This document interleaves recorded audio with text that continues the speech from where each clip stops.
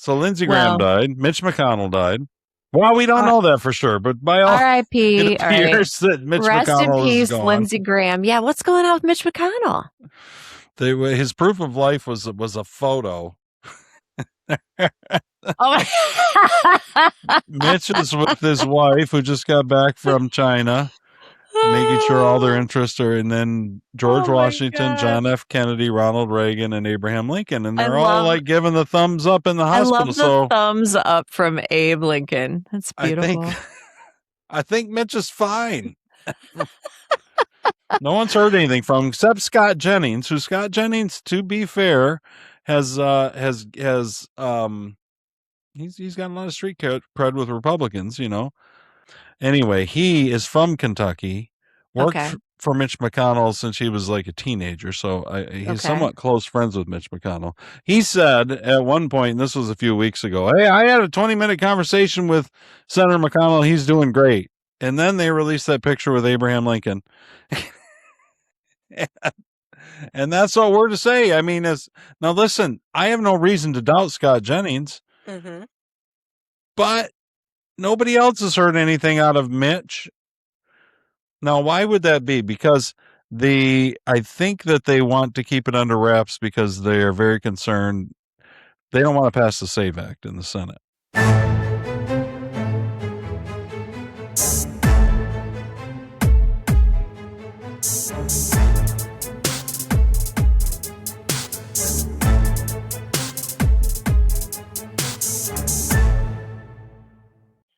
Welcome, everyone, to the Wildly Opinionated NewsHour, ToddsWorld. I'm Todd, and Carrie is with me, and we're back after a long hiatus. I know. 2 or 3 weeks, anyway. Everyone thought we ghosted them, Todd. I know. We had a series of things happen. We were going to put out one more Beers with Jesus, and then Carrie was going on her vacation, and then I had people show up randomly at my house, my sister and brother-in-law, and they showed up with drinks in hand, ready to go right when Carrie and I were going to do the podcast. So I forgot about that. It didn't happen. When you have the options between drinks and podcast, you go with drinks. Well, especially for family. Family's important. Our fans understand. So we're back at it now. We are, remember, guys, we're doing bi-weekly Wildly Opinionated News Hours. So we'll have one this week, take next week off, and we're doing Beers with Jesus every week. And this week's Beers with Jesus, we're back to Noah. This is the final Noah week. I know. I'm excited. I am too. I was excited to do it, but then people showed up with drinks. I don't know what you want me to do. They were just random people as family. I'm not that responsible of a person. So, how you been? And then Carrie's been on vacation. Yep. So we just, and I had a vague idea that I was going to pull some other people in and do some shows, and I just didn't get around to it. I thought, half the time we take most of July off anyway. It probably should be a tradition. I think so. It works. There isn't even that much going on. Have you felt like we've missed that much? No, I feel like we were just living like the Midwest news, the Canadian news in the smoke up there. And, I'm in Michigan. Carrie's in Florida, but she was up in Michigan for a week and got to experience the beautiful Canadian wildfire smoke. Right. And the dangerous produce. Like that was really the news of what was that? Cyclo. I was calling it cytoplastic parasite. It's not. That's totally wrong. They pinned it on at some point. I heard it was Taco Bell, but I'm not even sure that was reliable. And then Taco Bell's, it was all about lettuce. Lettuce, yeah. And diarrhea lettuce. Taco Bell's sales dropped 20%. Oh no! Like it's like, and I mean, this has to be across the board on lettuce because ever since this has been going on. My lovely wife, Nikki, hasn't been buying any lettuce. Well, it's on the list. We can't buy lettuce. Oh, wow. Next thing you know, they're getting lettuce off of their frickin' subs and everything else. And you think, it's a lettuce apocalypse. What is going on? Leafy green vegetables. Who knew they could be such a problem? Wasn't it other stuff, too? Maybe. Blueberries or something. I don't know what they cleared and what they didn't, to be honest. All I know is I wash my lettuce like crazy. I mean, there's literal dirt on the lettuce when I buy it. And I buy packaged. Yeah. There's dirt on the lettuce. My lettuce doesn't seem like it has dirt on. Like when you cut off the bottom. Maybe Nikki washes it before I ever get a hold of it. I don't know. I just don't usually. Obviously not. She's like, I'm not even buying that shit. I'm not. Nobody's taking a chance. I think one doubt of like horrible explosive diarrhea, like for a few days, that'd be enough. I wouldn't want that. Is that basically it? And then you're rid of it, or do you have to take some ivermectin? I don't even know. Anti-parasite. Yeah, well, you got to have some horse paste in you. Right. That's probably why I didn't get it. I've probably eaten tainted leafy green vegetables, but I'm on horse paste. Well, not all the time, but enough. Between that and my other herbs, everything is wonderful. I heard a funny term yesterday. What? Have you ever heard of California sober? I think I have. That's where people quit drinking, but they smoke weed. Is that right? Yes. I've never heard that before. I thought that was pretty funny. I actually know a fair amount of people that like think of themselves like they got sober, but they smoke weed because who cares about weed? Weed's not ruining their life like alcohol was. They're not waking up on the train tracks from weed. You know what I mean? That's true. That is true. Or waking up, in the toilet from bad vodka. So I don't, whatever. People do what they want, but I can see how that could work for people. Mm-hmm. Thought that was just a funny term. You'd never heard that. I had never heard that. You're in Florida. I was like, I don't know what Florida sober would be. Florida sober is probably. Yeah, what is Florida sober? Florida sober would be someone would make like a major drug joke, like meth or. Oh, really? Something, yeah, because that's Florida man. That's what people think, yeah. Florida man. I was gonna look here. You know what happened while we were gone? Tell me. Lindsey Graham died. Yeah. Former Senator Lindsey Graham from South Carolina, a long time Republican senator, somewhere 30 plus years. Right. You know how Republican senators do. Yeah. So rather suddenly, yes? Yeah, very suddenly. Okay. As such things sometimes happen, Lindsey Graham was called home instantly. It appears some kind of a heart thing. I think. Okay. Mm-hmm. But I don't think I'm not sure it was a heart attack. It was like an aorta something. Yeah. I don't know. I was listening to Ketanji Brown talk. Ketanji Jackson. So I she's not a biologist. So my she's not my a information is a little limited. She says, I'm not a cardiologist. I can't really speak to the cause of death. So Lindsey Graham died. Mitch McConnell died. Well, we don't know that for sure, but by all R.I.P. it appears that Mitch Rest McConnell in peace, is gone. Lindsey Graham. Yeah, what's going on with Mitch McConnell? His proof of life was a photo. Did you see the photo that went on? No, I have not. Oh, God. Okay, wait. Find it. Let's see if I can find the Mitch McConnell photo. Okay. All right, you're going to try to show it? I just thought everybody saw it. I have not. In fact, I had heard There's so many memes of the photo. I don't know if I can find the real one. I had heard that he died, and then I heard, oh gosh. Like this one. This is a Did good one. Jill Biden approve this photo? This is proof of life for Mitch. Okay. You ready, guys? No, we're gonna pull this off. Mitch is with his wife, who just got back from China, making sure all their interests are, and then George Washington, John F. Kennedy, Ronald Reagan, and Abraham Lincoln, and they're all like giving the thumbs up in the hospital. I love the thumbs up from Abe Lincoln. That's beautiful. I think Mitch is fine. No one's heard anything from him except Scott Jennings, who Scott Jennings, to be fair, has he's got a lot of street cred with Republicans, And Scott Jennings, though, let me give you the history. You know who Scott Jennings is? CNN guy. I know the name. Yeah. CNN guy he's owning the left all the time. Yes, then I know him. You know who he is. Yeah. Well, he also square-shouldered in the suit. Yeah. Competent. And he doesn't yell, but he just he's slowly but methodically takes him down, and Anyway, he is from Kentucky, worked for Mitch McConnell since he was like a teenager, so he's somewhat close friends with Mitch McConnell. He said at one point, and this was a few weeks ago, "Hey, I had a 20-minute conversation with Senator McConnell. He's doing great." And then they released that picture with Abraham Lincoln. And that's all we're to say. I mean, now listen, I have no reason to doubt Scott Jennings, but nobody else has heard anything out of Mitch. Now, why would that be? Because I think that they want to keep it under wraps because they are very concerned. They don't want to pass the SAVEAct in the Senate. You saw the president. Did you listen to President Trump's speech he came out and did about election problems? I was on the road when that happened, and I have not heard his speech. Okay. Have you heard the high points or no? I don't even know if I've got. I have not. Well, he was basically saying that he was going through and saying that the Chinese have hacked, I think it was 220 million voter roll, like voter information rolls, something like that. Let's see here. I don't have Trump's speech.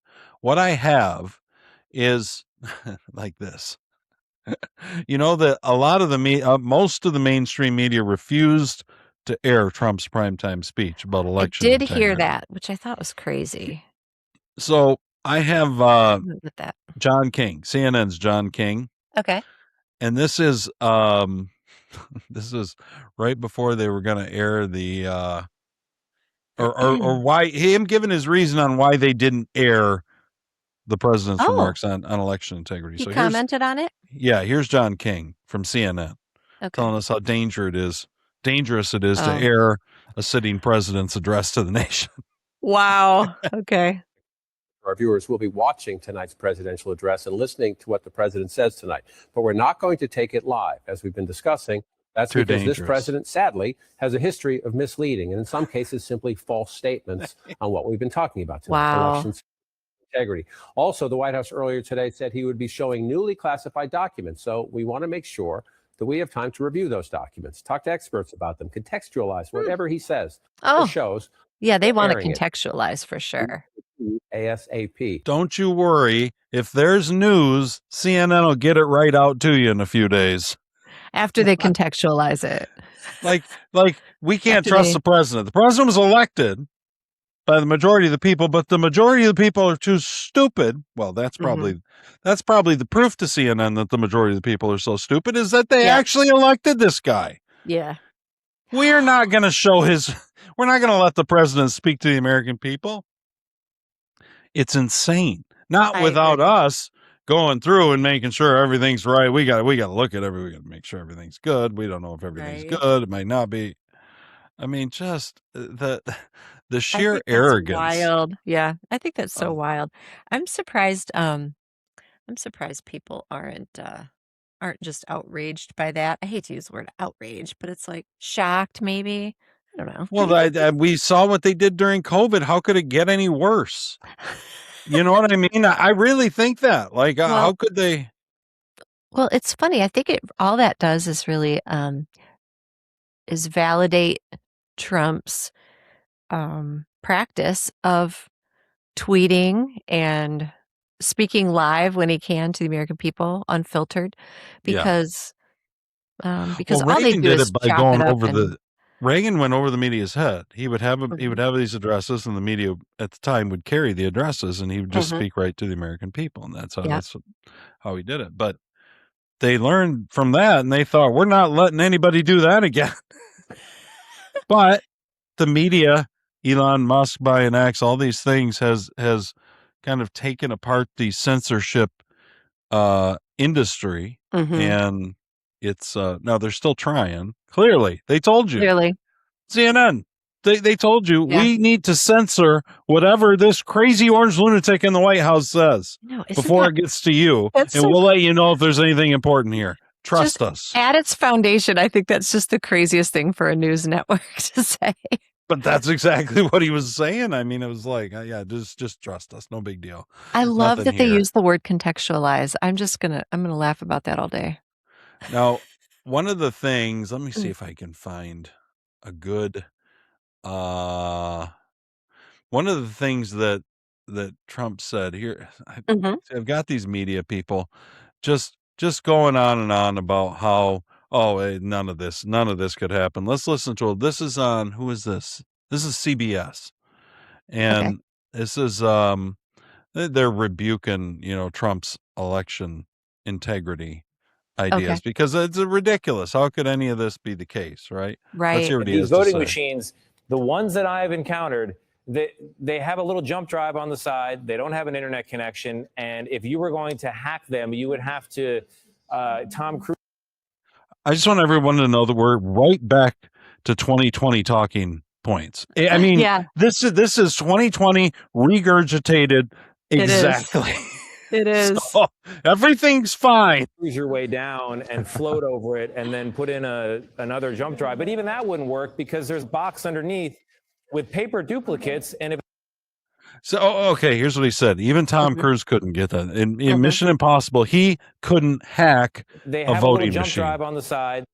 Well, connection, and if but can you pause? Them, you would have to Tom Cruise your way down and float over it and then put in another jump drive. But even that wouldn't work. They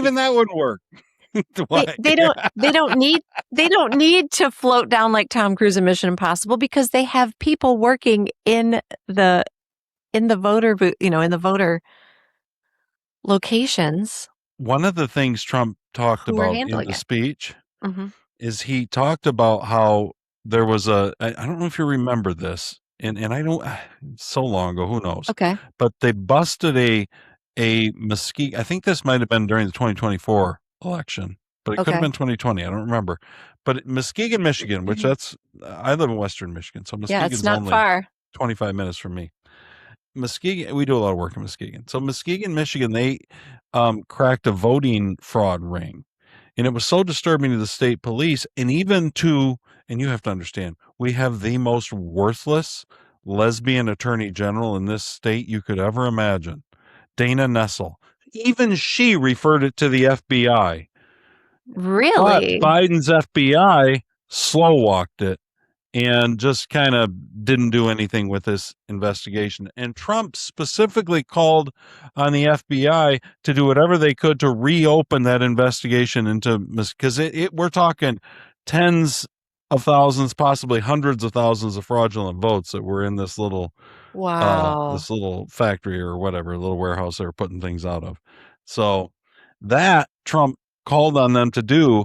And I would just like to point out, because this would probably, I'm sure, not be national news. I don't know if I'd have heard it if my wife hadn't told me, but 2 days ago, I was working and Nikki texted me and said, "Did you see that the feds raided Muskegon Heights City Hall and 6 or 7 other locations around Muskegon Heights?" And I said, "No, I didn't. But that sounds like progress." Yeah, it does.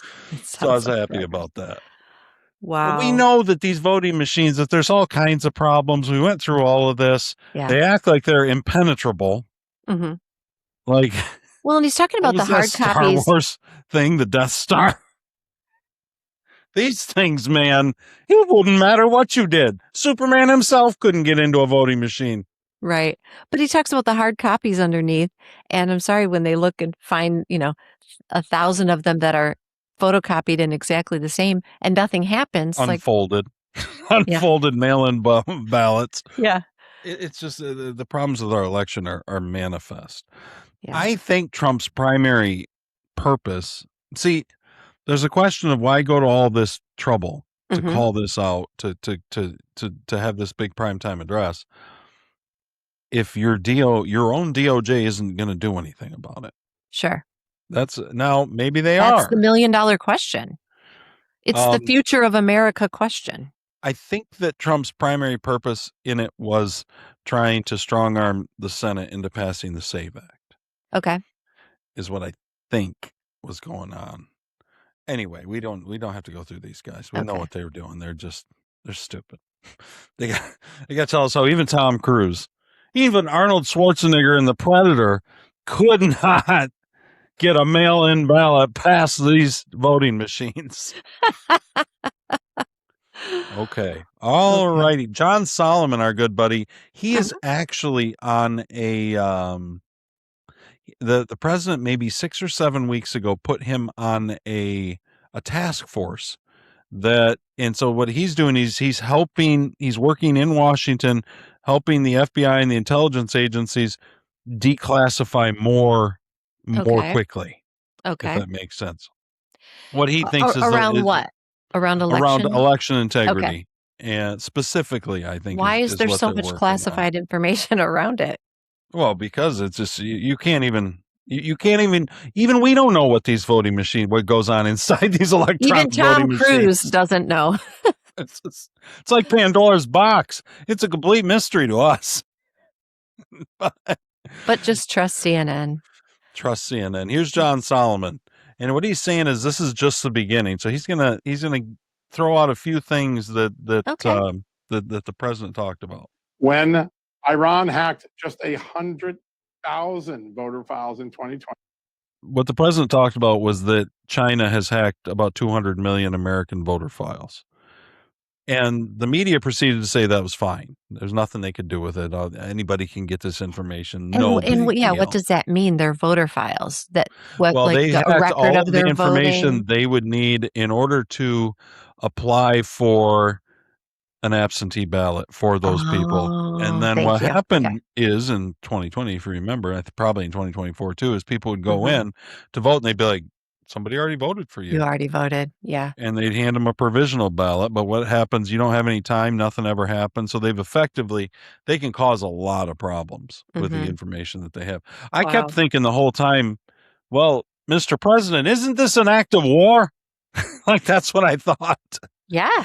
Like, what are we doing? I don't know. I did see, no big deal. As an aside, that China's oil imports, China doesn't have much of its own oil, if any at all. So China's oil imports since the beginning of the Iran war have gone down 44%. Oh. It's quite possible that in the end it's quite possible that 10, 15 years from now, we'll look back and say, this wasn't a war about Iran. This was a war about China. Interesting. I wonder. You know what I mean? Trump's using a lot of different levers to weaken China, and China's a lot more dependent on imported energy than we are. Okay. So here's John Solomon. Let's hear what he has to say. We called that election interference. We called that election influence, and we indicted the Iranians for doing it. Now, they hacked the system where the voter files were publicly available, but when you hack the system, you get more data. When Great Britain disclosed that there were 40 million voter files hacked by China in 2024, the president of the United States here and his administration, Joe Biden, by the way, it was Joe Biden's Justice Department that charged the Iranian hackers in 21.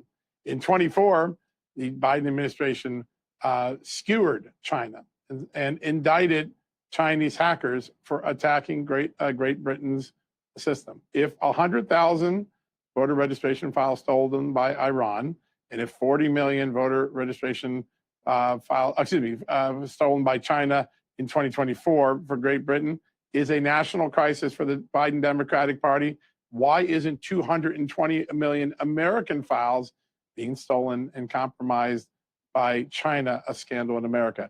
The only reason is that NBC, ABC, CBS, CNN, and all those others who didn't cover this speech or didn't honestly cover this speech, they are trying to hide the fact that this is what they don't want to report. They don't want this out there. So they're misleading you. Because they're up to their necks in it. If anyone in America thinks that the theft of 220 million American voter files isn't a problem, then you should go watch MS Now. You'll find your reinforcement there.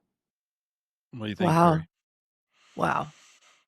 So Trump talked about this in the speech, in the address? He did. He laid out multiple instances where we have no idea at this point. Now, what I'm hoping, I do think that he was using that to strong arm the Senate into the SAVEAct, because the Senate, that's what's bringing us full circle to this is the decaying body of Mitch McConnell somewhere in the Kentucky hinterlands, the Kentucky hills. The reason that they cannot let Mitch McConnell be buried and put to rest is because then you would have possibly an interim senator. It's before, I think it's sometime in August. In August, yeah. You would have an interim senator. If that senator comes in, depending on who was appointed, there is a Democrat governor in Kentucky, but Kentucky also, the legislature also passed that in order to appoint a new senator, it has to be a senator from the same party, and that party can give the governor like 3 or 4 names, and he can pick. It's very odd. Okay. And this particular law is new, and it's never been tested.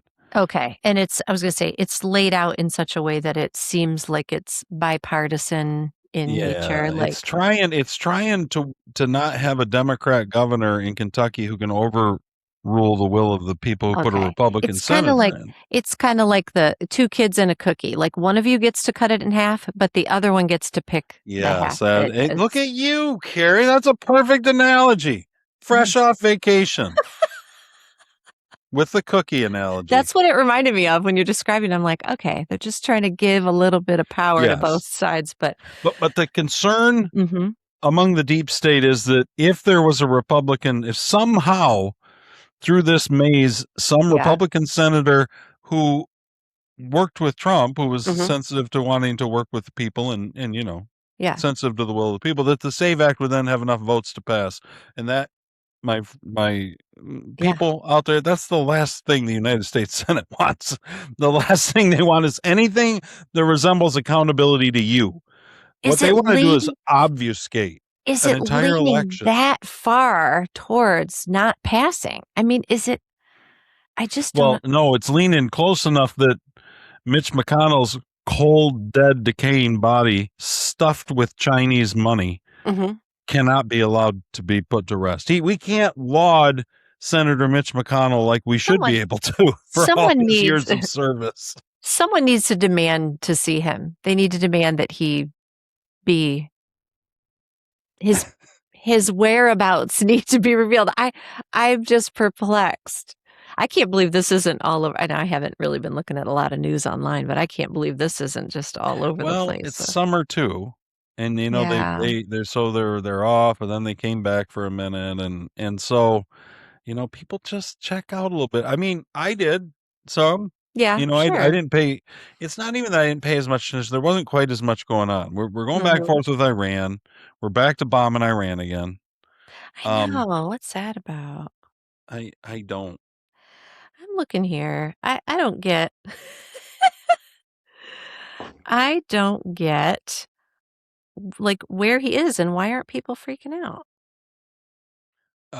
Because no one cares. Think about it. Do you care about your U.S. senator? Who's the U.S. senator in Florida? I don't even know. Is Rick Scott one? Or is he retired? He was. He's not. No, I don't think he is anymore. Anyway. We don't even know who our senators are. What do you mean? I'm blanking. How do we know if they're living or dead? We have no idea. I thought Mitch McConnell had been dead for 3 years, and they just kind of hauled him in like a ventriloquist. There's an X account called "Is Mitch McConnell Dead Yet?" I believe it. Probably over and under betting and everything. And I'm sorry, and it was created in like October 2022. So that's how long. I mean, is Jill Biden is he at Jill Biden's spa? She's his acting doctor. I think. Reanimation specialty. Except it doesn't seem to be working. Right? At least with old Joe, they'd prop him up every once in a while, and he'd say something about ice cream. Right? But I know. Mitch is just radio silent out there. This is like Jill's challenge of her lifetime. Lindsey Graham went down, and Mitch succumbed to the sorrow.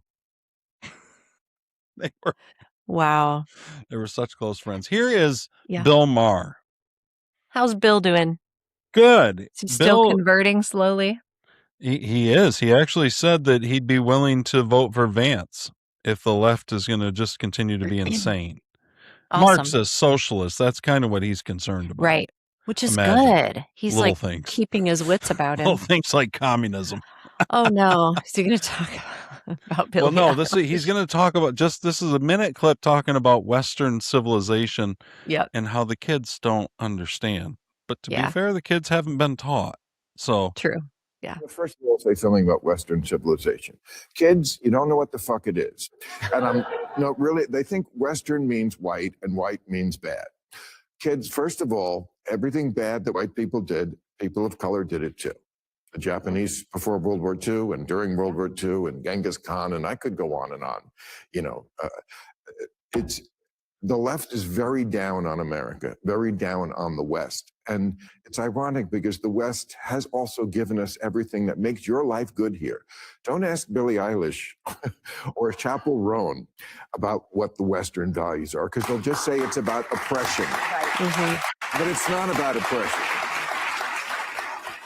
It's about rule of law. It's about respect for minorities. It's about democracy. It's about scientific inquiry. These are all good things that came from the Western world. I wish that schools would teach that again. So that's true. It's so true. I love that. Yeah, the West, I mean, I don't know if there's any quick fixes. We're about freedom. We're about, like you said, rule of law and freedom. That's really what it is. Yeah. Wow. Did you hear also there was in New Jersey, let me find that story quick. I can't remember the Democrat governor, Mickey Sherrill. Yeah. Is New Jersey's governor. Whoops. And it was announced soon, right after, within a day after Trump's election integrity speech, his primetime speech that none of the networks wanted to carry, even though they mooch off the public airwaves and pay nothing for it, which Trump mentioned during the speech. So I love Trump. Mickey Sherrill, New Jersey Democrat governor, announced that a software error registered roughly 6,600 non-citizens to vote. Can you imagine? Error? Mickey said, let me be clear. I wish I could do a Mickey Mouse voice. This entire situation is unacceptable. Oh. Hey, that's pretty good. Okay. It's absolutely unacceptable. Now, back to John Solomon, our buddy John Solomon. He just happened to reach out to the software company who made those amazing voting software that nobody can hack, nobody can do any. I mean, what the deep state Senate wants is they want us as voters to have to be as good as Tom Cruise at hovering in order to actually cast a vote that counts. That's what they want. Yeah. But here he is. He reached out to the software company that New Jersey uses, and here's what he found. As you know, last night, the New Jersey governor admitted that 6,600 illegal aliens had made it onto New Jersey's voter rolls. At least that number, it could be a lot larger. Now, wait a minute. We were reliably told this never happens. Shockingly, we're being told something happened that we're always told never happens. Just want everybody to know that. You could be Tom Cruise in Mission Impossible, and you couldn't do... Wait a minute, this just happened. And 400 of them actually cast a vote. That is the largest number of foreigners ever to vote in any collection of an election in American history. When we told you that last night, the governor said, not our fault. It was a software glitch. No big deal. Well, overnight, we reached out to the software company that runs New Jersey's system. And you know what they said? There's no software glitch at all. The state of New Jersey knew they were putting non-citizens, i.e. foreigners, onto the voter rolls. It is the state's responsibility to determine who is eligible to vote and who's not. The software had it marked right. That is a major contradiction. And just a little while ago, the Assistant Attorney General for Civil Rights in the U.S. Justice Department, Harmeet Dillon, announced that there is an investigation of New Jersey now into whether they knowingly were allowing non-citizens to vote and to get on the voter rolls. Remember, a week ago, she sent a letter out saying, if you let non-citizens vote knowingly, you're in trouble. Well, now the vendor's comments raised a very strong possibility. Few states in America may have acceded to allowing non-citizens to vote. We're going to keep a close eye on that. Hope to get Harmeet Dillon on the show. I just want everyone to know that this is impossible. None of this could ever happen. We have the most secure elections in the world. Do we have the most secure? Is she the governor? Is that what you said? Yeah, she's. Do we have the most secure governors, though, Todd? No. I think clearly not. We do. We do in Florida. You have a great governor in Florida. You probably have the best governor in the entire Mm-hmm. United States in Florida. Yeah, and I really hope that he goes on to do bigger things. We are. I'm going to be sad to see him go because his term's coming up. Yeah, he's term limited out, right? Yep. Yeah. Essentially. By the way, Rick Scott is one of our senators. He and Ashley Moody. Is Ashley? She's a Republican too. Mm-hmm. Okay. I can't even picture her. I don't even know what she looks like, but yeah, she looks kind of familiar. But I thought that Rick Scott was one. Here, let's do one last John Solomon. Okay. Because we like John Solomon, and he's catching up on a little bit of news for us. Let's do one last John Solomon clip, and this is on. Go ahead, Carrie. While you pulled this up, I was just curious about this. Real America's Voice, Just the News, No Noise. So Just the News sounds like a segment on Real America's Voice. I don't think so. I think it's his show that's on Real America's Voice is like one of these online networks or something. How is this? Do you feel like it's, have you watched much I think of John it? Solomon's rock solid. He's been one of the few rock solid reporters who actually goes out there and reports. I mean, that's why he's on this task force, because he knows what what we need to get declassified from the government. He's gotten over the years so much with his Freedom of Information, acts and the whole thing. So he knows his stuff. And on this one, I can't remember what he's talking about because I just lost it. But let's see what he has to say. I think anyway, let's watch. It's a little bit of breaking news. Just a few minutes ago, Senator Rand Paul, chairman of the Senate Homeland Security Committee, just released documents showing that the Customs and Border Protection Agency wanted to. This is about COVID. Oh, okay. Remember how there was supposedly a lab leak? We know that the COVID virus was released on purpose by the deep state, but they still pretend like it wasn't. And this is the story of how the FBI stepped in to prevent the interview of the one guy who could have clarified that. Take Peter Daszak, a key figure around Anthony Fauci and the research being done in Wuhan. They wanted to question him on his return back from a trip, but the FBI blocked Customs and Border Patrol from interviewing. They blocked him. That is a major, major revelation. The documents just came out a few minutes ago. We'll have a news alert over at justthenews.com. Be sure to check it out. So that was during Biden's term, obviously. The FBI would not allow them to interview. They were going to take him at the airport and interview him, and wow, that was not going to be so possible. I believe that, Todd. I believe that it was leaked on purpose, but I didn't know that there was any proof of that out there.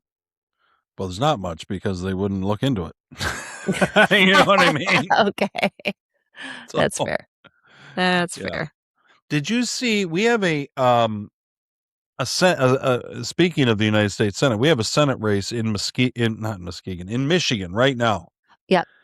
And one of the ladies running, some millennial woman named Haley Stevens, and she came out and she had a video that leaked, and instead of playing just the straight video, there's been a lot of montages of this video made. Oh, good. And this one happens to have Chris Farley in it, and we're going to watch the montage, and you're going to get a feel for Haley Stevens, who could be our next senator from the great state of Michigan. From pure Michigan. Let's see it. Believe it or not, yeah, it wouldn't be. It would be pretty par for the course for Michigan. What is her political affiliation? Well, she's a Democrat. That's okay. We haven't elected a Republican to the Senate in Michigan since 1994. Ouch. Mm-hmm. Okay. Perhaps we're not as purple as we'd like to think. Yeah. Okay, here she is. This is Haley Stevens. And you better believe I'm going to be doing it with a little bit of joy, a little bit of enthusiasm, a little bit of energy, and a little bit of stick it to them. Because that's the Michigan way. Now, you kids are probably saying to yourselves, hey, I'm going to go out and I'm going to get the world by the tail and wrap it around and pull it down and put it in my pocket. Well, I'm here to tell you that you're probably going to find out as you go out there that you're not going to amount to jack squat. You're going to end up eating satisfied government cheese and living in a van down by the river. Oh my One goodness. more on the front end with Haley Stevens. And you better believe I'm going to be doing it with a little bit of joy, a little bit of enthusiasm, a little bit of energy, and a little bit of stick it to them. Because that's the Michigan way. That's the Michigan way, Carrie. Do you know that? Does she sound like anybody from Michigan? Do you know? I don't think so. People are making fun of her accent. I'm from Michigan. Yeah. Carrie grew up in Michigan. She's been a Floridian now for probably longer than you were in Michigan. No, not quite. I have not passed that, but I still sound like I'm from Michigan most of the time. You don't sound like her? No. What is that? Where's she from? That's wild. That comparison is the best. A little bit of stick it to them. Anyway, that's the best. Wow, that's one of my family's favorite Chris Farley sketches, like memories ever. It's pretty fabulous. We right? quoted him so many times. The van down by the river. That's awesome. What do you think? Wow. So she's running for Senate? Mm-hmm. Okay. And I have to give her props. Okay. Because this clip went viral, obviously. It went everywhere. Okay. And she leaned into it, which I thought was good. Okay. And is kind of going with the humor of it, and that's just the way I talk. Good for her. Okay. I mean, but I think politically she's doing the best she can with a situation where everybody's mocking her and putting it up with Chris Farley and everything. Yeah. She's using it to get to get her name out and whatever. Obviously, I don't think anybody in the world would have hardly known who Haley Stevens was had it not been for this. So right. Even though they're mocking her, it's it does make some sense. You know what I mean? She's using it well as she can, I think. So we'll see. I'd like to think that we could have who's running for Mike Rogers is a Republican, which who the hell knows, some old guy. Okay. But I mean, he couldn't be as bad as them, I guess is how I think about Republican senators. I think they must be a fuzz better than a Democrat, maybe on something. I don't know. Maybe it's the Michigan way. At least when they die, we don't, we pretend like they haven't for a few months. You have a gubernatorial race coming up also, right? Yeah, I'm excited about the governor's race in Michigan. I'm actually on the other side of Trump's endorsement on that, which is interesting. Oh, you know what? I don't remember the names of the people, but I don't think you're alone in that. John James is Trump's endorsement for the Republican senator from Michigan. He's a black guy. Mm-hmm. He's run multiple times in Michigan. He did win a House race. He's lost a Senate race, and he lost a gubernatorial race. A sketchy one, though, to be fair. I am not a John James fan for whatever reason. He just seems real Rhino-esque to me. The guy who I am a fan of who's running is Perry Johnson. This dude is wild looking, and he reminds me a little bit of Trump. He's like a billionaire multiple times over from Detroit. Okay. All right. But what he was known for is you remember they had standards for manufacturing that came out in like the 80s. It was like ISO 9000 and all these different things. Anyway, if you're in the manufacturing end, then whether it was Japan, whether it was over here, but to basically take all these companies and tighten up their manufacturing, get rid of waste, all these standards. Things. Yeah. He created these standards and then constantly updated them. And one of his big things is he wants to go into the state of Michigan and just do a massive audit and find all the waste and all the fraud. And I just, nice. He looks a little crazy as hell, but I'm like, dude, I am on board because I don't believe John James will do a damn. He'll do your typical Republican thing, which is he'll hold back the tide a little better. Like we won't get quite as much leftism as we otherwise would have, but there's not going to be much pushback. That's pretty typical. Got it. That's what was different with Trump. Okay. And I think that Perry Johnson's kind of a Trump-esque, a Trumpian figure. I kind of like him. Okay. I don't even know if I have any I should see if I have any of his stuff. He's got I a think couple what I good heard, clips. what I heard from someone that was that they liked John James, but they didn't feel that he could win. Well, he hasn't. I mean, he's got a history of losing. Yeah. That's one Right. thing. So it's like interesting that Trump is backing him, but yeah. And then there was something came out. I don't know. I really don't. But there's been stuff coming out about John James maybe having an affair with the Democratic representative. I don't know though. You never know about things like that. Oh, there's a rumor. You know what I mean? Yeah. You just never know. Here's a quick little 30-second thing for Perry Johnson that I'll play. Yeah, I want to see this guy. People can see. This is a little inside Michigan baseball for you guys. And I've come around to the guy. Like I said, he's kind of wild looking. Okay. I grew up in a neighborhood much like this. It's like Martin Short. He looks like a Martin Short character. Safe. Data centers need power, water, and land. So of course they're looking at Michigan. But how should we look at them? When I'm governor, we're going to have a 1-year moratorium on all data centers so we can dig into the details and evaluate. Families must come first. So that's just a quick one, but I agree with him on the data center thing. Yeah, it's I don't know.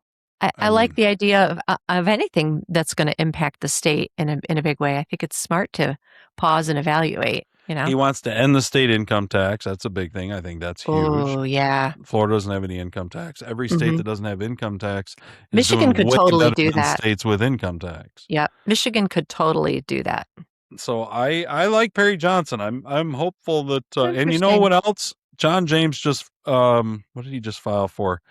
You can file for some like $2 million of public public funds that you get into your campaign, but then you have to cap your spending at a certain level. Okay. And that's been one of the criticisms of John James is that he's not a very good fundraiser, and he tends to kind of flag down toward the end of the race. And one of the things that people like about Perry Johnson is that he can self-fund. He's not going to run out of money because he's got plenty of money. Okay. Like Trump did. And we can debate whether or not that's good, bad, or whatever. I don't know, but I just know it's the reality of elections in the United States right now. Okay. Is that if the Democrats come in with $100 million and just beat the shit out of John James in the final 4 weeks leading up to it, and he doesn't have enough money to respond, we're not going to win. I mean, there's a bunch of young skulls. There's a bunch of skulls full of mush out there in Michigan. They're just, okay. We like our accent or whatever, you know what I mean? So, you know what else was going on this week? JDVance went on Rogan, or not this week. Might have been a week or two ago. JDVance went on Rogan's show. Did you hear about this? I heard about it, but I haven't listened yet. I'd like to hear that interview. This is a quick one. This is actually, I think, mostly Rogan talking. Okay. But let's. I've got a few clips of him. We'll see how much. I wonder how Rogan took to him. I feel like Rogan would kind of have a little bit of a wall up. All right. This is just a quick love one. him automatically. Okay. I think they cheat. And I think they've been doing it forever. And I don't think talking about mail-in ballots in California. And I think they were talking about the LA, the Spencer Pratt election specifically. Oh, yeah. Why you would have no voter ID. And they try to say, oh, it's racist to have voter ID. Like, what are you talking about? Do you think other races are incapable of going to the DMV? That's insane. Yeah, that's racist. It's actually super racist. That's really racist. Right, the implication of their argument is literally like blacks and Hispanics cannot go to the DMV to get an ID. By the way, if you look at the polling, Black Americans are as pro-voter ID. Even though most Black Americans vote Democrat, they're still pro-voter ID as much as white Americans is. Most Americans are voter. So they want voter ID, except for. That's just common sense. It's just common sense. It is. Hey, Todd, can we pause for a coffee refresh? Yeah, let's pause. Hold on here. Okay. And we're back. Woo! Carrie got her coffee. Yes. I got my, you know what? I got some sweet tea. You know, when summer hits, I drink, this is going to sound strange. I drink a lot less beer. Really? I start drinking sweet tea. Like my wife, Nikki, is from the South. I was going to say, did you get this from her? Yeah. She was born, I think, in Alabama, and then Mhm. she grew up a lot between Alabama and North Carolina, and makes the best sweet tea. I know how she Oh. makes it. I know the ingredients, and I can't make it as well. Which there's not very many things like that. And Yeah. Oh, so in the summer, sweet tea with lemon is just, I love it. Like you so can't even good. imagine I love it. It's so good. So I'm a little southern in ToddsWorld in the I love summer. that. I go That sounds to, good. I don't drink as much beer. I drink a lot of sweet tea, and I smoke a little herb here and there. But you know, it's in Michigan, so everything's legal up here. I haven't made right. I haven't made sweet tea in forever. It sounds good though. Oh, In this I heat, I mean, might have to do some. I drink so much of it. She makes at least a jug a day. Oh my Drink gosh! so much Well, I was sweet gonna say tea. that cup you have is pretty big. I love it. Oh my Love God, I it. love it. So funny. You're drinking tea for like Southern tea.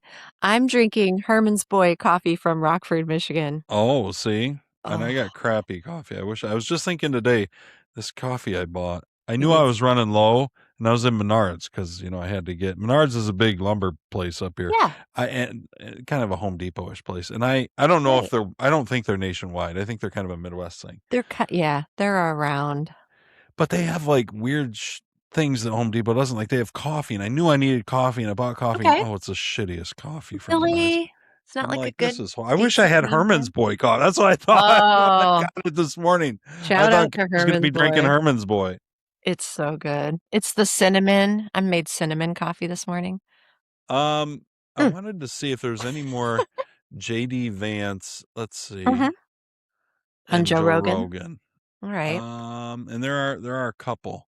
Let's go with this one. This is kind of interesting.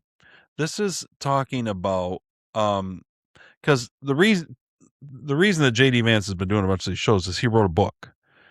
Yeah. And his book was called Communion. And it's a kind of his faith journey, I think, is the idea. He's kind of come back to the Catholic Church, maybe. Right. He wasn't raised Catholic, but he has converted, I think. He's Catholic and his wife's Hindu. Correct. My mom just finished it. She was reading it while I was on vacation. What did she think?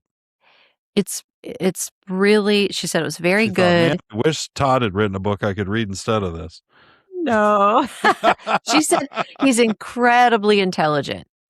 Really, like, just so you can just really feel He is intelligent. how intelligent he is. And there were some excerpts she read to me while we were up north, and there were a couple I was like, oh, you got to share that with Todd. I mean, he talks JD about is just C.S. too Lewis, and yeah, he's a smart guy.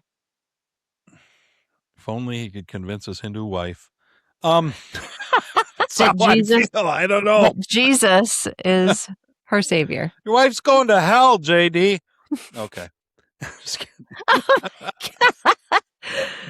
This is did he have a chapter in the book on that? On roasting his wife's family. As far as I can tell, Hindus are part of the eternal barbecue. He did not talk about that to my knowledge. Didn't make it in there. Oh, one other thing I should say about the book. My mom said for anyone who maybe isn't going to read the book or isn't curious enough, that everyone should read the epilogue. Oh. She's like, okay. The epilogue was outstanding. So good. Anyway. That's from Nancy, so she'll let us know. Yep. Did you send me a chat wanting to break earlier? Is that why I got a chat? I pay no attention to chats. Oh, I sent a chat asking if we could do a coffee refill, but it's fine. Okay, here's Just JD. try to do it smoothly without the fans knowing Carrie all of our. tries to do it smoothly. I can't do it smoothly though. I can't even pay attention to the chat thing. It's fine. Okay, here's JD talking about his newly rediscovered Catholic faith, I guess. Or maybe just his faith in Jesus in general. And I guess what I'm saying is I'm kind of comfortable with people of different faiths sharing the public square together. But part of that is that if I'm in a 95% Christian community and my local city council wants to put up a nativity display on Christmas Eve, I'm okay with that. And that was actually, like, for a long time in our country, actually prohibited. Yeah. And so what I think is that we sort of put ourselves in this frame in this country where we said every public display of religion is somehow illegitimate. But I mean, I don't know. I try to live my faith in a way that's consistent across different spheres of my life. I don't preach to people. I don't like walk into the White House, tell my employees, you need to follow Jesus as your Lord and Savior. I just try to live my life in a way that hopefully makes people a little curious about what motivates me and what inspires me. But I also don't think that the expectation should be that we tell religious people they're not allowed to be religious in the public square. Because I think that's what we've done over the last 30 or 40 years. Mm-hmm. I guess I agree. We can agree to disagree. I see the interesting. Texas thing as an attempt to correct that. Well, I think living by example is probably the best promotion I agree. of any good way to live your life, whether it's Christianity or any other religion. I think that's definitely the way to do it. But the point is that this is being promoted by very wealthy people who are Christian nationalists who want this to be they want it to. What is going on here, Jimmy? We got Bible stories become required reading in Texas public schools. Yeah, see, well, now you're taking it to another level. So this is June 26th. This is very recently. That is that kind of thinking and that kind of mindset is what bothers me the most about some Republicans. I see what you mean. And then there's people that, again, they live their life in a beautiful way, and they follow the teachings of Jesus Christ, and they're very admirable. And I think that's very attractive, and it makes people very curious about that religion. I think that brings people to Christ, and I think it brings people. Well, I let that go. I felt like I should give Joe, let him make his point. What do you think, Yeah. Carrie? What they're kind of talking about is the Texas. He brought it up. The Texas is going to have some readings that they require in. I mean, we're talking like 4 Bible readings. I was gonna say. I think maybe we can just knock out the reading concept first, because I think we talked about this before.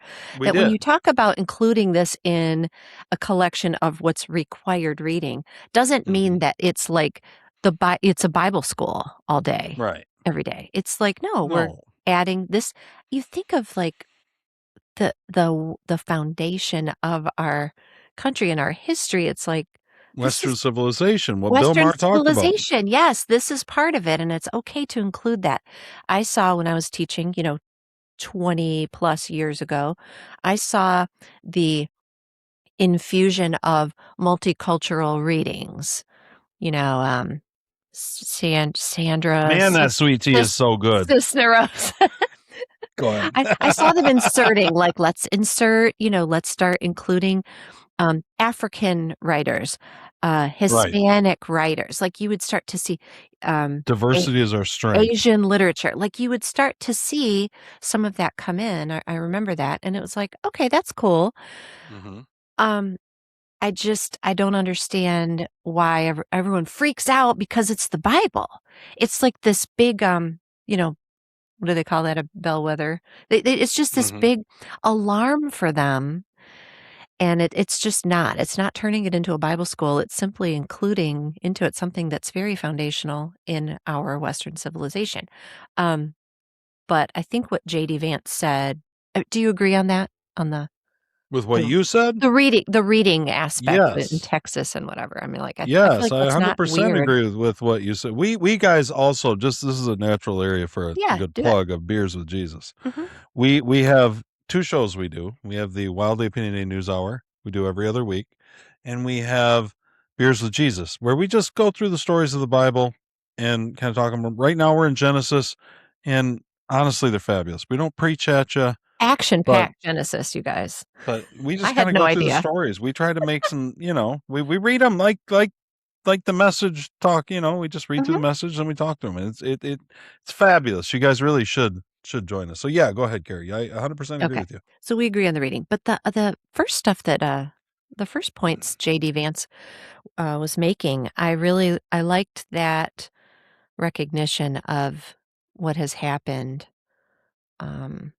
with regard to inclusion versus separation. It's such a delicate thing, and I liked his perspective on that. I feel like he's good at that wide scope analysis of an issue. Yeah. I liked the perspective, the way he explained it. I wanted to you said for some reason, Christianity seems to be specifically singled out. That as soon as we, which of course we're a Christian nation, everybody, God forbid. Right. I mean, if you took all the readings that Texas is going to require, I doubt it. I doubt that my guess is within an hour you could do all of them. We're talking about maybe an hour of Bible reading over the course of how many hours of schooling? I think we'll be okay. But a little beers with Jesus for you guys. I want to read Matthew 10. Why is it that Christianity bothers people so much? This is Matthew 10. Okay. In the Message. Don't be naive. Some people will question your motives. Others will smear your reputation just because you believe in me. Don't be upset when they haul you before the civil authorities without knowing that they've done you and me a favor, giving you a platform for preaching kingdom news. And don't worry what you'll say or how you'll say it. The right words will be there. The Spirit of your Father will supply the words. And then I think Jesus gives the answer on why Christianity bothers people so much. When people realize it is the living God you are presenting and not some idol that makes them feel good, they're going to turn on you. Even people in your own family. There's such a great irony here, proclaiming so much love, experiencing so much hate. But don't quit. Don't cave in. It's all well worth it in the end. It's not success you're after in the end, but survival. Be survivors before you run out of options. The Son of Man will have arrived. And he says, they may not like it, but I like it. So yeah, I think it's true. The living God, and we talk about it all the time in Beers with Jesus, he's just offensive. Right. Well, do you think so I've never heard that little bit there that you just read. Because when we did the gospel of Mark.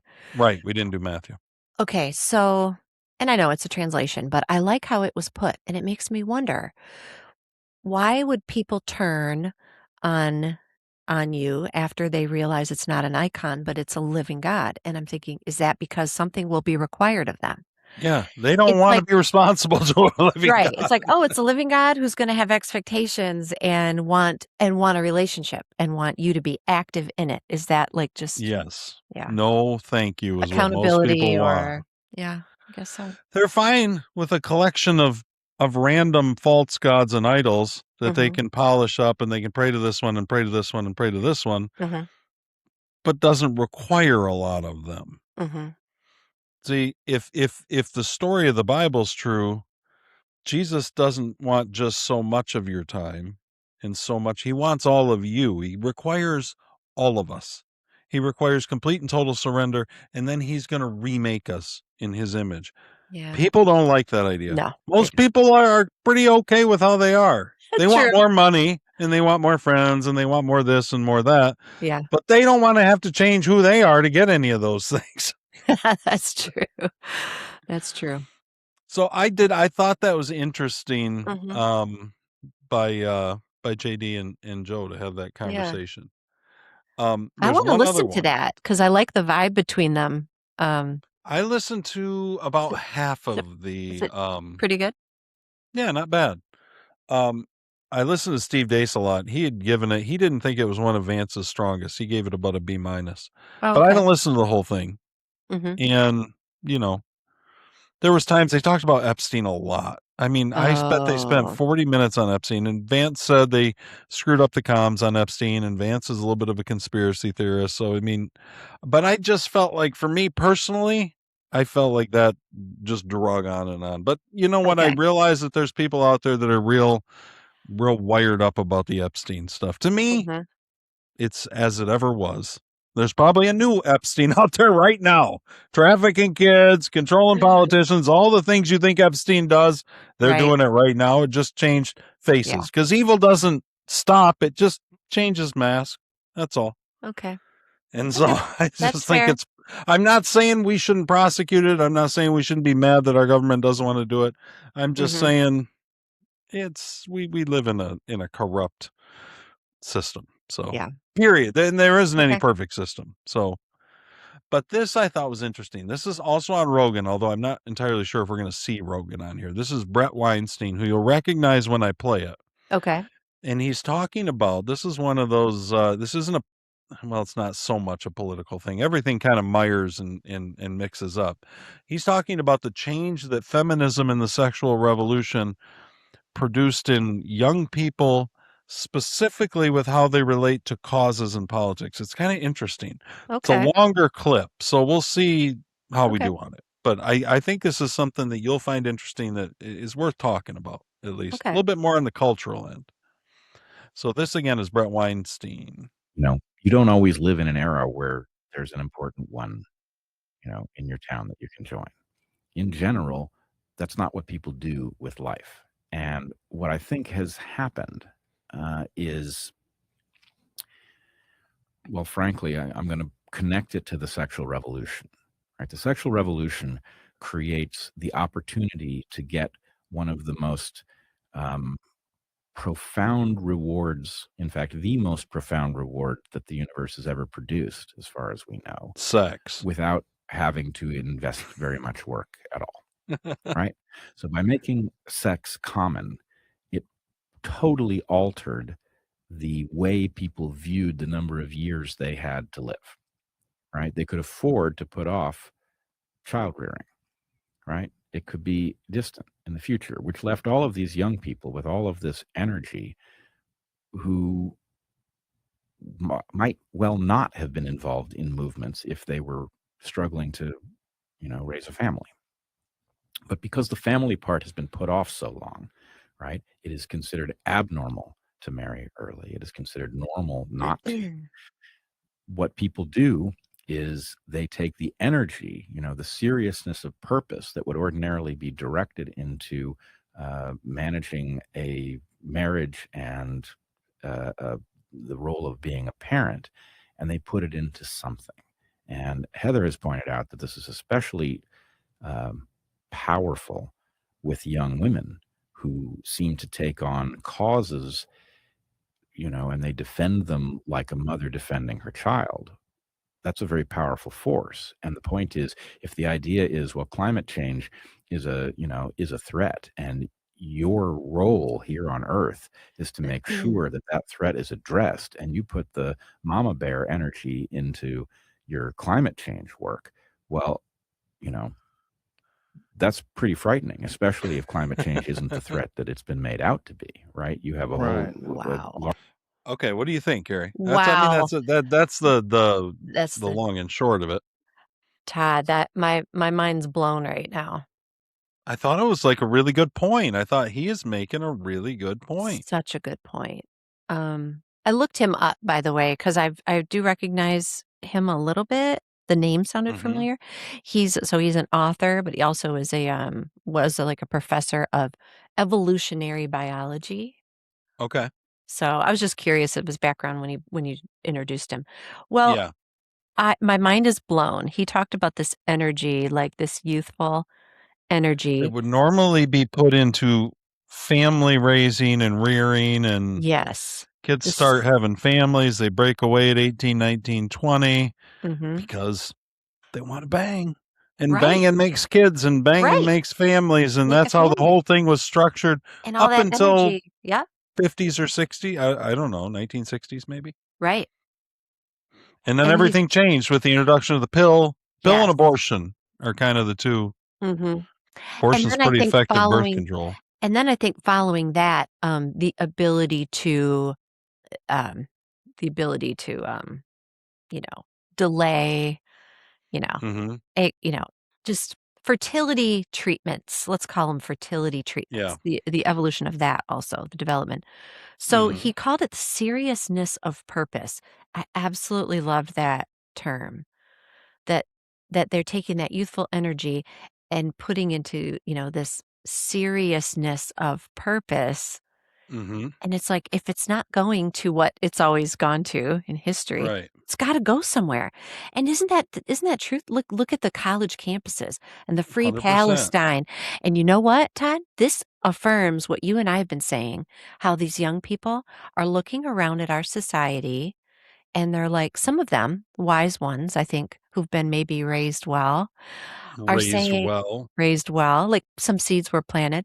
I think Christian parents. Yeah, I think they're looking around and saying none of this kind of purpose or whatever is real, and that's what's causing the revival. And so now you're getting, and you're right. There is a swing back to we're going to have kids earlier. We're going to have big families. We're going to have. I mean, have you seen that even in your own, like, I mean, you have kids friends, you know what I mean? You've been around that age is my point. Like, so am I. And I think that makes some sense when you see there's you don't see it as they get a little older. Millennials, you see it in, like there'll be millennial chicks who their whole life is like hating Trump. Yes. And climate change. And, animal rescue, like obsessed with animal rescue, and which is interesting because I feel like that's kind of a maternal thing. And by and large, most of them are childless. Yes. Not all, but a lot. Not all, but the ones who really get like deep into it. Yeah. Yeah. I mean, I've even noticed that with, like, I have a sister who's I think she just turned 40. Just had a baby, though, within the last year, and totally has changed her. Now, she's still carrying along the residual baggage of leftists that we have to, abortion is health care. Oh, that's interesting. Right. It's a real effective form of health care. We should try it on some of the hospitals. We'd clear beds like you wouldn't imagine. That's what Canada's doing. Holy cow. Canada what do we need all these nurses for? Canada just needed to make some room. But my point is that is that you see now that there's a baby, like, that becomes your whole world. Of course it does. It'll take a little while to wear off all of that, 15 years of leftist that is built up, and maybe you won't at the end. But the point is that you wouldn't have given that the time to build up had you had a baby when you were 25. You know what I mean? And that's true. Right.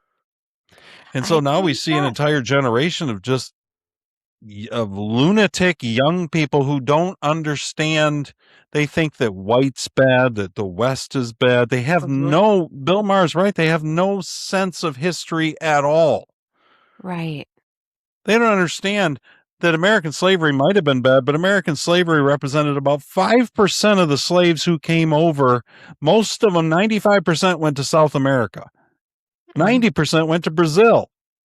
Like, my point is they have and Brazil's a bunch of colored people down there, right? Well, I was going to say, buying slaves. I don't hear people colored people blasting Brazilians and calling them slave owners and asking for reparations. Right. Are they? But that's my point is no, this slavery was it was the British Empire, and it was Western civilization and Christianity specifically that finally destroyed the slave trade. Right. It recognized it wasn't right. Changed people's minds. Yeah. That this is wrong. Which doesn't happen very often. You can't own people. Right. That went directly against 8,000 years of human history. Yeah. But that change really, if you think about it, happened relatively fast. If you think of we look at it, and of course we fought a civil war, and there was decades of strife and whatever. But if you think about the ingrained idea that it's okay to own another human being, and if you say within about 100 years that idea was flipped, that's pretty fast, really, and that's Christianity. That's Jesus making that change. That doesn't happen without Christianity. Well said. I think that they miss it. And so to the extent that revival's out there happening, and it's good. It's a positive change, I think. You asked if I see that among like the young people, and I was going to say, I see it. You know who I see it in? I see it in military people. And it's kind of a joke. I think I've told you this. It's kind of a joke that a young guy in this area, this, age, gets into the military, and right away they want that they want to their own family. They want to. Let me ask you a question. Do you think there's a difference between, because you have a daughter and you have two sons. I only have girls. Okay. Is there a difference in how this impacts or how much of an effect it has between women and men. In other words, do men tend to be a little more conservative and a little want a family, but now the women have gone off and done whatever? Or is it kind of men are torn because men like free sex too and no kids? And so there's this whole thing, like they want a family, but they want to have their cake and eat it too. And then they find it doesn't work very well. Of the young men I know, including the ones in my house, many of them are conservative politically, but not necessarily wanting the family. My boys say they don't want kids. Okay. I hope that changes. My daughter wanted kids. She just wasn't planning on it quite so soon. It was a big surprise, bracing it, crushing it. Yeah. But that was not her plan to do it quite so soon. Right. And I don't know that they're going to do more. Oh, really? Which is sad to me, but again, it's like you never know. God really is the one who's going to decide. He decided that they were going to have one early. That is interesting because my sister, who just had a baby and she's 40, is from what I hear. I don't talk to her all that much, but from what I hear is wants another one. Doesn't want her babe Lucy to be like an only kid. Exactly. I guess is what I'm. You as her brother have not ruined her opinion of siblings, Todd. Good job. Maybe. At least not totally. Not totally. Yeah. So I don't know, but I see a variety, but I do see the conservatism among men. So he the detailed women, it's mixed. a problem. He detailed, okay, this was 8,000 years of human history, whatever. Yeah. And then we changed it in the last 50, basically 60.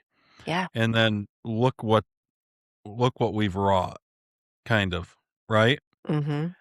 What do you think it can be unwound culturally? I mean, I understand it can be unwound in people, of course.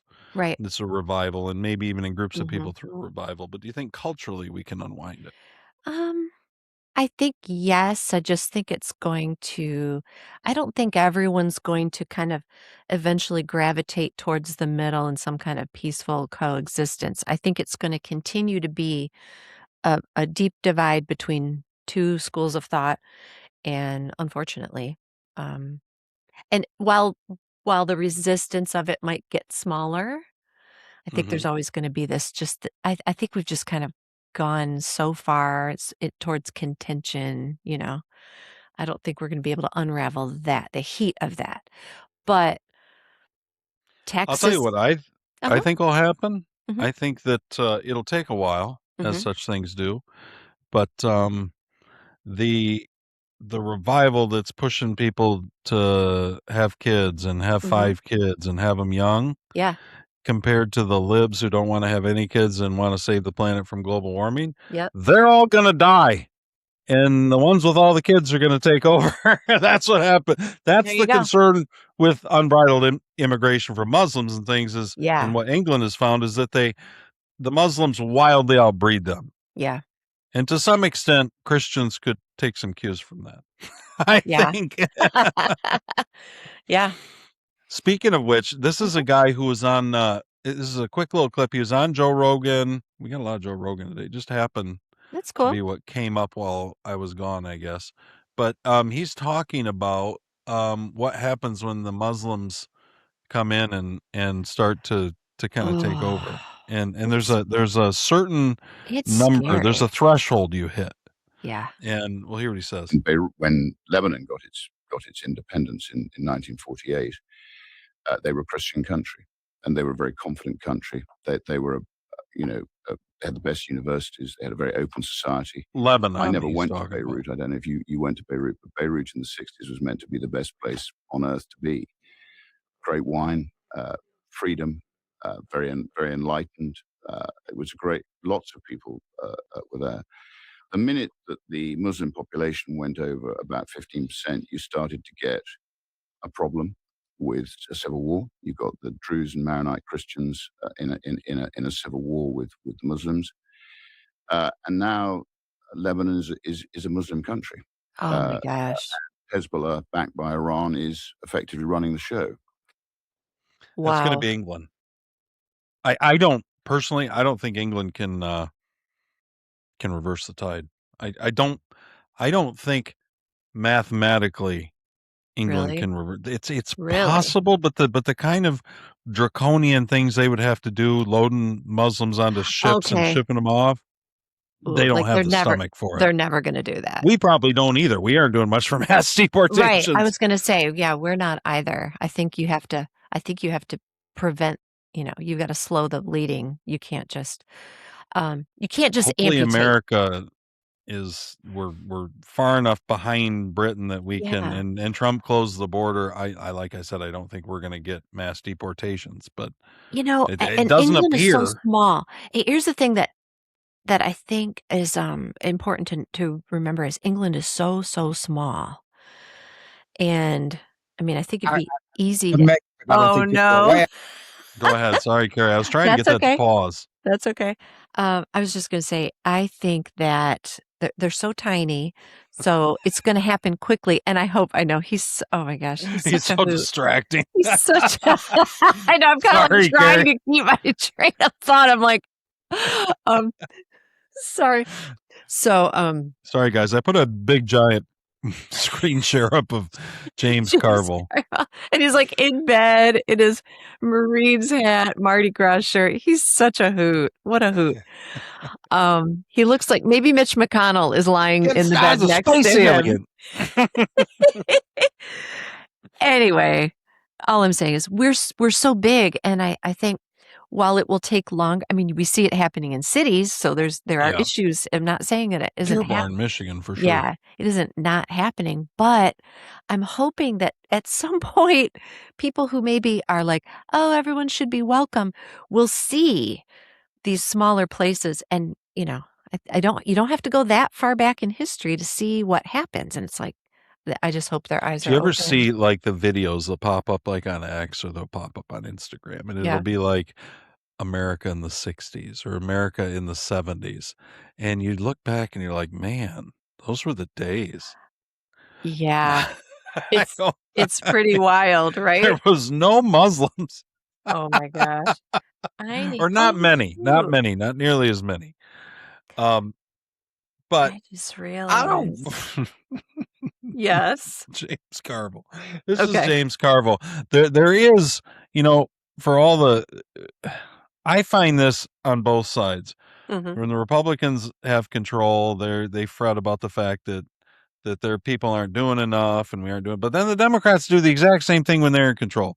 If you remember, for all that Biden did, it was just caterwauling all the time on the left about he's not going far enough. He's not saving the planet. He's not ending oil. You know what I mean? Everything that they wanted. Yeah. But you get that on both sides. But all is not well. I would say in my opinion, the Republican Party right now is in better shape than the Democrat Party. The Democrat Party is in the process of imploding. I know. You've got the socialists, the Marxists, and you've got people who aren't willing to support him. Carville was the architect of Bill Clinton's campaign.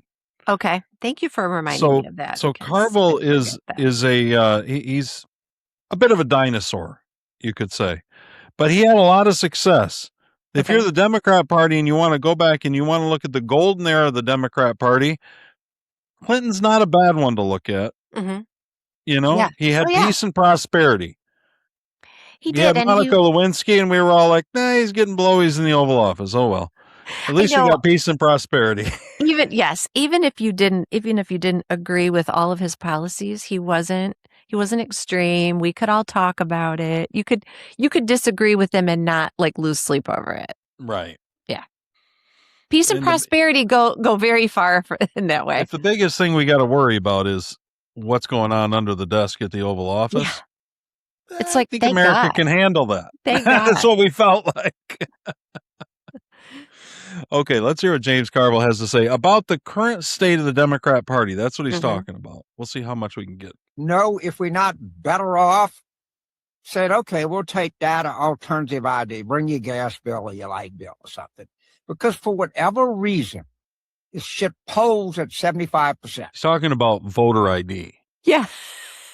It doesn't make. I don't think people are aware of it. I think people assume that voter fraud happens. Again, I don't even want to say it.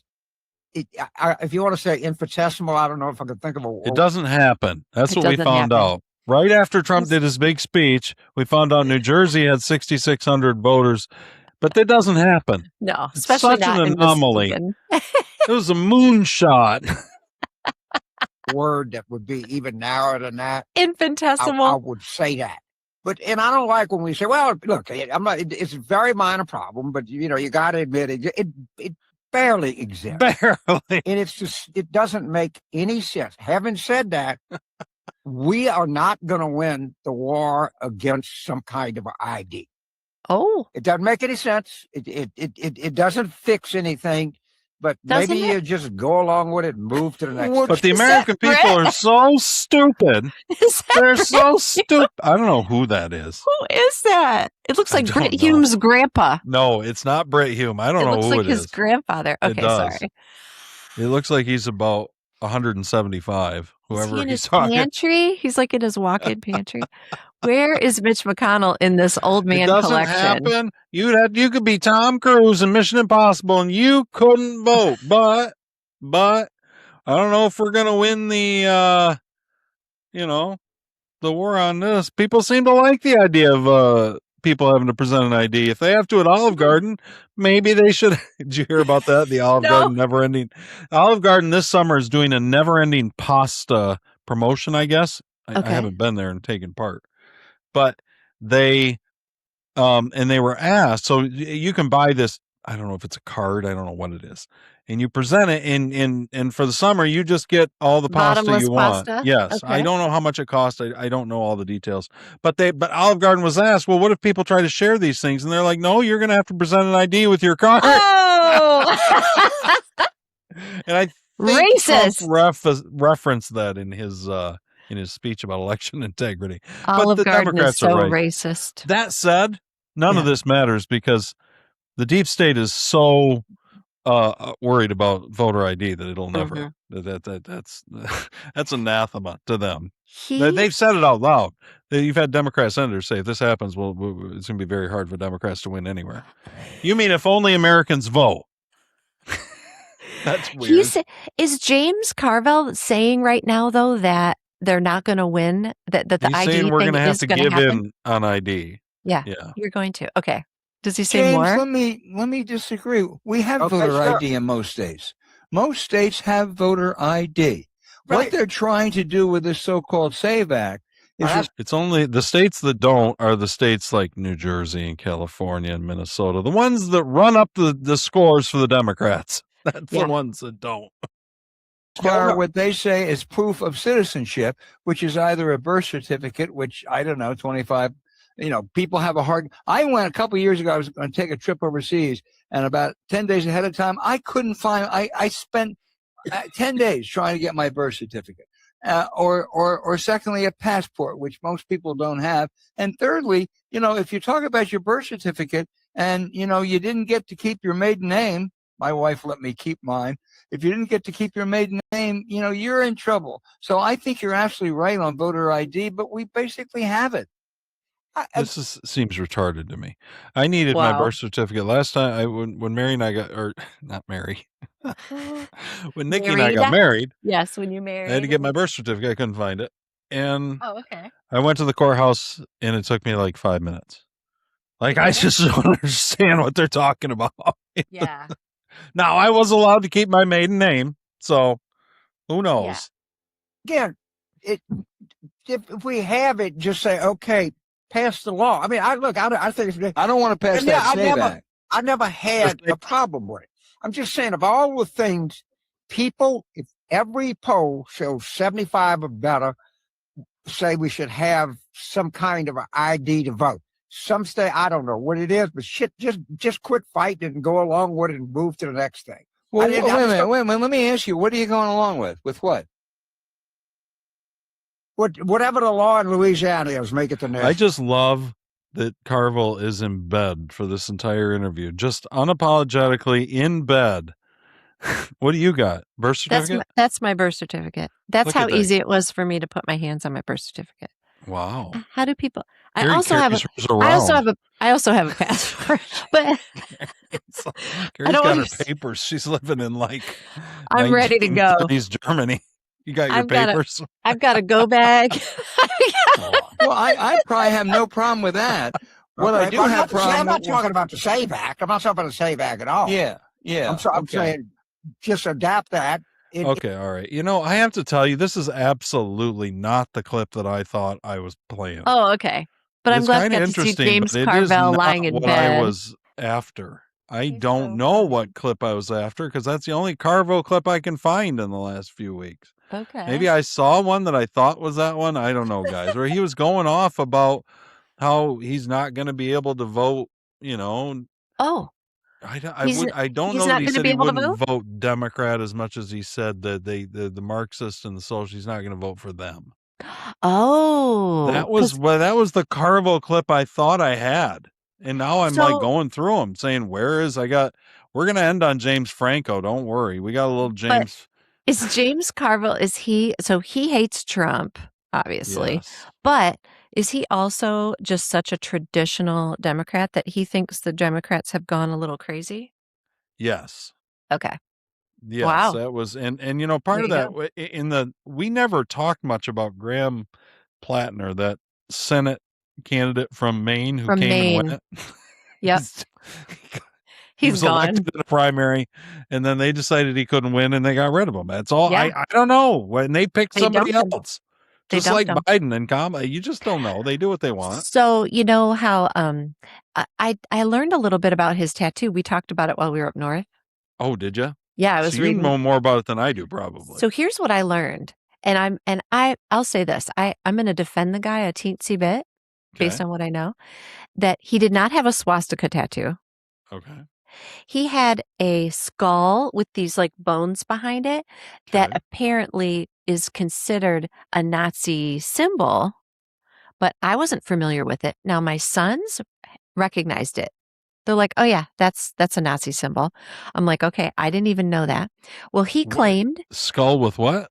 It's a skull. It's a particular type of skull. And it has these bones behind it, not like a pirate, not like a Jolly Roger, but like more like behind it, almost kind of coming out like a fan behind it. Yeah. It's a Nazi symbol. Ooh, Now, I didn't know. he got it while he was, I can't remember where he was. He was overseas in the military. So he's in some foreign country, got this tattoo while he was with his friends. Okay. So I'm thinking maybe he didn't know. And I think he claimed that he didn't know what it was. Okay. But there were some women who came out, and this is what I think this is what happened to his campaign.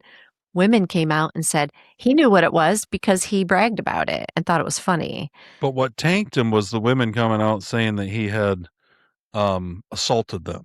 Oh, there was one in particular that said, I read that story through and then I listened to Graham Plattner like, listen, none of this happened, but you know, all the money's drying up and it's just not made for the little people like you and me. Yeah. And okay. Makes me want to go like, pound on some woman's face. I'm so mad about it, right? And listen, I will say that I think that people I think that there's a point to the fact that the American people are tired of run-of-the-mill politicians. Yeah. And they're open to different faces, flawed candidates that they feel like are at least a little real. At least there's something real about them. And they can be real messed up. Don't get me wrong. Okay. But I think there's a I don't even know if people know it, but there's a hunger for authenticity. And people have such a hard time finding it. Mm-hmm. It's just everything is just plastic banana, good time, rock and roll, fake content creation, this, that, and the other. Right. And just somebody who's just coming at them. And even if you're authentically flawed, I think they'll deal with that because I think some people think that way about Trump.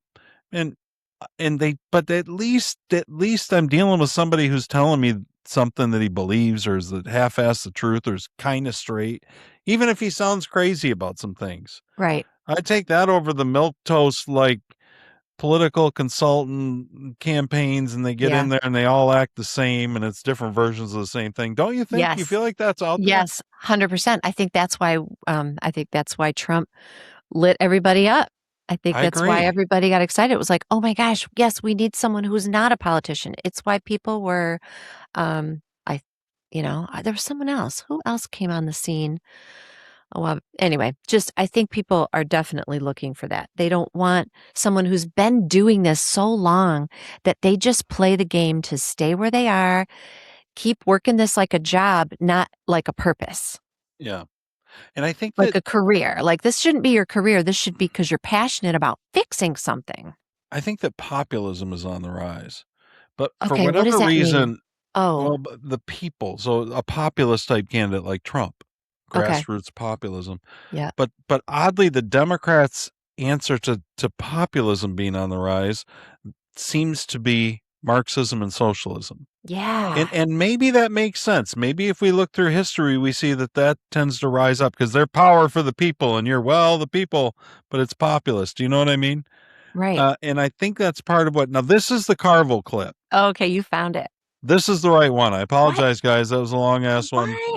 Why is James like filming in his bed? Like, He's got a suitcase I behind know. I'm like, him. I'm looking at I think his he's got the packing- same clothes on he had for the next one. I'm looking at his packing habits. Like, why are you revealing all of this? Although I like his decor.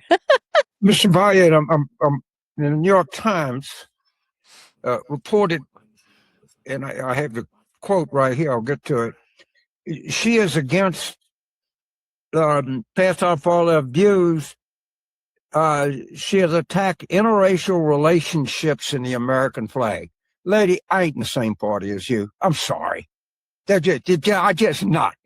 And I actually do think it's time for Democrats to talk the S word, schism. Schism. I really do. Everybody's always said, no, we're a coalition, we're a big tent. And there's just some shit that I can't be in the same tent with. Look at James Carville found his principles. Oh my gosh! He reached the end of the. He's not a communist. The line in the He sand. remembers the Soviet Union. Most of the kids today have no idea what the Soviet Union even was. And we talk about what Madame was 3 for 3 last night in Manhattan.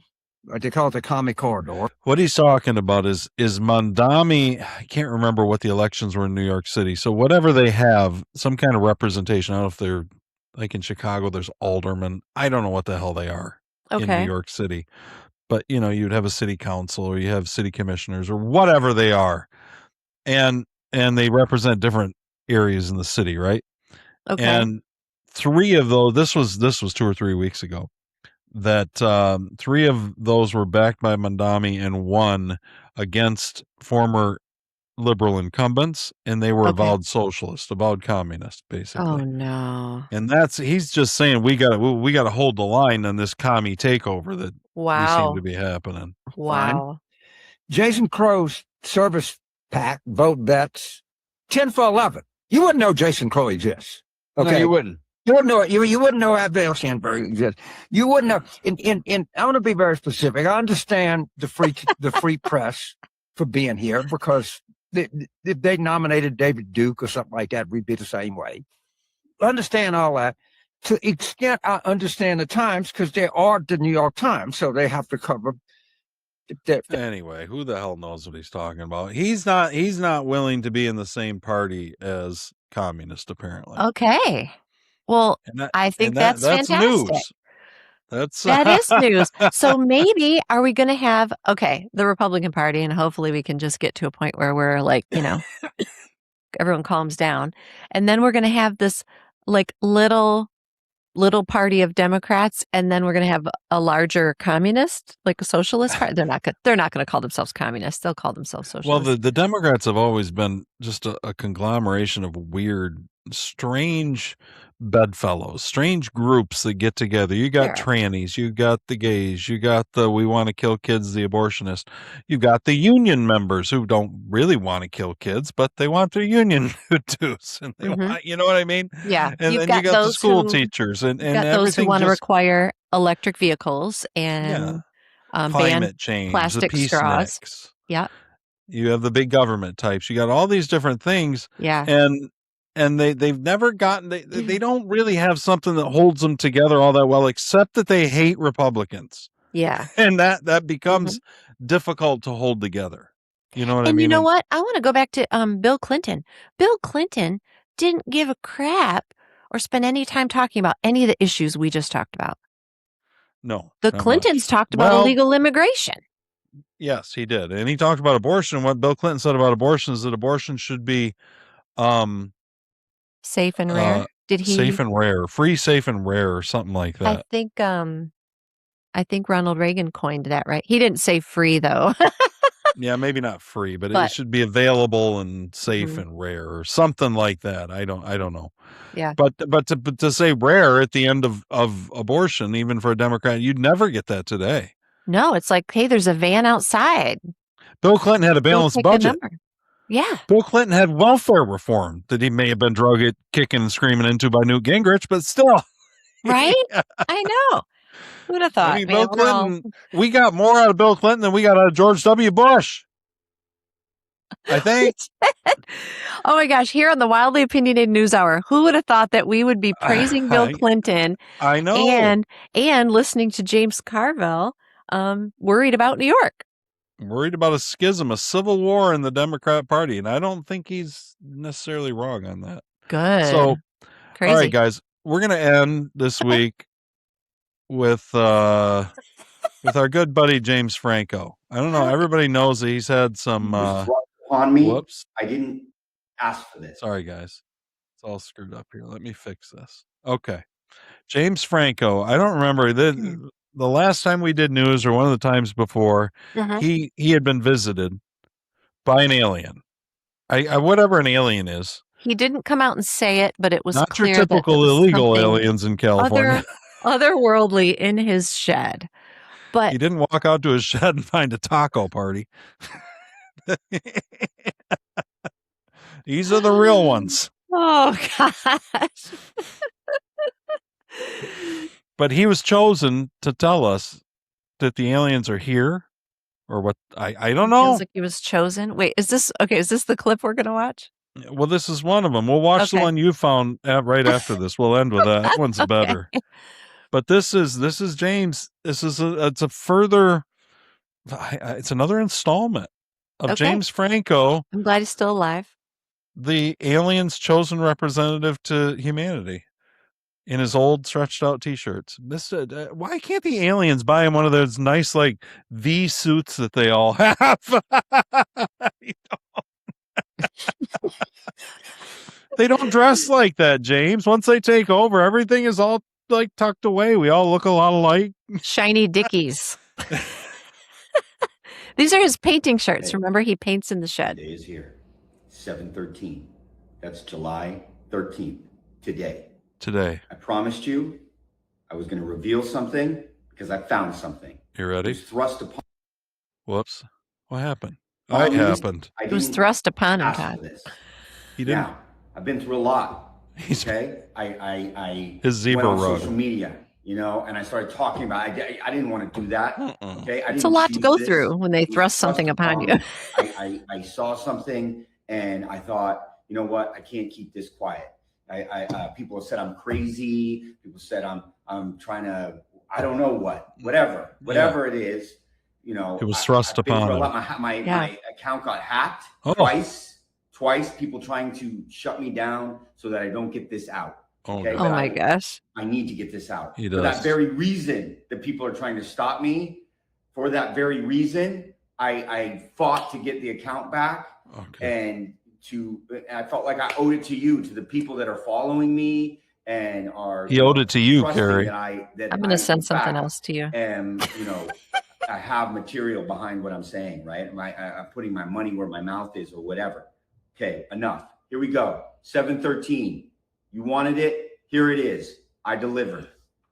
It's a laptop, guys, with video. Oh, and there's a guy poking his head. He looks like an alien from like a 1950s alien movie, like a costume. You see the little guy? Yes. Oh, God. He just peeked in the window, guys. Big, dark eyes. Oh, my gosh. Look at him. Look at his hands. His claws are against the window. Or maybe the camera. Oh, my God. He's in his painting shed. He just opened the door and closed it again. Look at his face. He's showing us. This is everything. This is world changing right here. He fought to get his account back. Okay. See? Enough said. Enough said. Oh, boy. I don't think a lot more footage coming soon. It gets very crazy, guys. Oh, no. Lordy. Oh, no. Okay. So then that was one. We have one more James. I have another James Franco. Maybe Carrie sent me another one. Yeah, I sent you that one. This is the one you just sent me, or you sent me before the show started. And so this is more James Franco video footage, guys. Are you ready? Yeah.